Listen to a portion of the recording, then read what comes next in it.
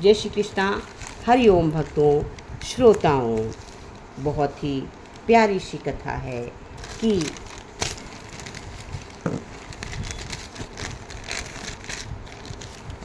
क्या खत्म हो जाएगा समुद्री जीवन।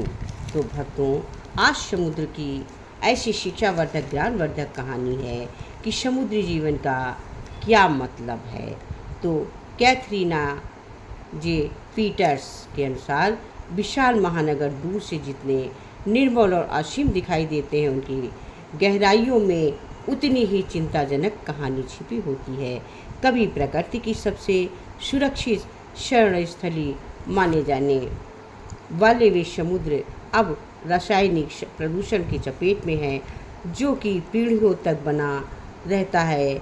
वेल में डॉल्फिन जैसे विशाल समुद्र संधारी भी इसमें सुरक्षित नहीं है। एक हालिया वैश्विक अध्ययन ने संकेत दिया है कि इनके शरीर से पीएफएस यानी कि फायर एवर कैल्शियम का स्तर लगातार बढ़ रहा है। पीएसएस कृत्रिम रसायनों का ऐसा समूह है जो प्राकृतिक रूप से नष्ट नहीं होता। इन्हें नार स्ट्रिप बर्तनों, पानी सोती कपड़ों, दाग रोधी कालीनों और नई औद्योगिक उत्पादों के निर्माण के में उत्पादक रूप में इस्तेमाल किया जाता है। कारखानों का अपशिष्ट, सीवेज, औद्योगिक बहाव और आग बुझाने वाले रसायन इन्हें नदियों तक पहुंचाते हैं, जहां वे अंततः समुद्र में प्रवेश कर जाते हैं। समुद्र में मौजूद सूक्ष्म जीवों और मछलियों के जरिए ये रसायन अंत में व्हेल में डॉल्फिन के शरीर में पहुंचते हैं। हर स्तर पर पीएमएस की सांस मात्रा बढ़ती जाती है और वैज्ञानिकों का मानना है कि पीएफएस प्रशिक्षण प्रणाली की कमजोर कर सकते हैं, हार्मोनल असंतुलन पैदा हो सकती है और प्रजनन क्षमता का प्रभावित कर सकते हैं।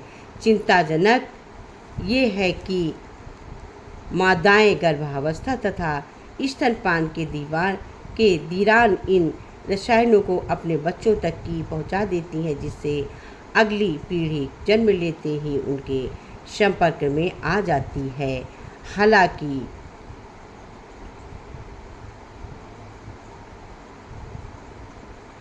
इंडोनेशिया और अफ्रीका के कई समुद्री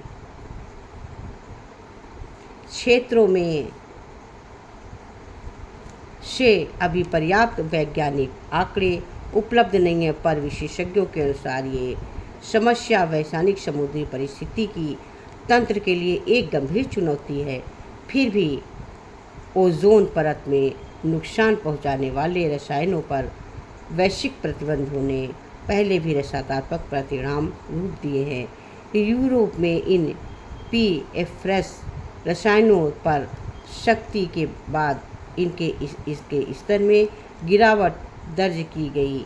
ये बताया कि मजबूत नीतियाँ और सख्त नियम बदलाव का ला सकते हैं। समुद्र में पहुंचाकर प्रदूषक अपने आप सुषुप्त नहीं होता है और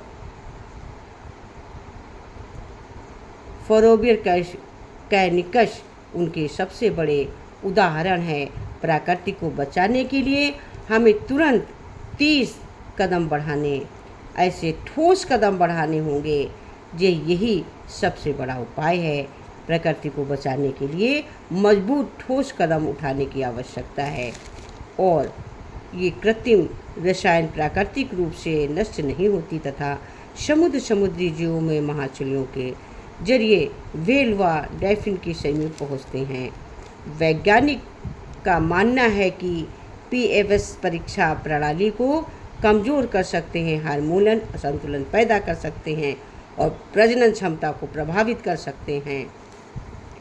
इसी के साथ क्या खत्म होगा समुद्री जीवन? समुद्री जीवन को क्या महत्व है, किस तरह से आगे बढ़ाया जा सकता है, क्या ज़रूरत है कि हम प्रजनन की इसको समुद्री जीवन को किस तरह से आगे बढ़ाएं, मछलियों आदि का जीवन किस तरह सुरक्षित करें। तो भक्तों, मेरी ये जानकारी श्रोताओं, सब्सक्राइबर, यूट्यूब फैमिली आपको अच्छी लगी हो तो हमारे वीडियो को लाइक करिएगा, सब्सक्राइब करिएगा, और जो चैनल में पहली बार हैं लाइक करिएगा। ऐसी वीडियो को देखने के सभी प्रकार की जानकारी के लिए जय Shri Krishna, Radhe Radhe. Like and subscribe for more.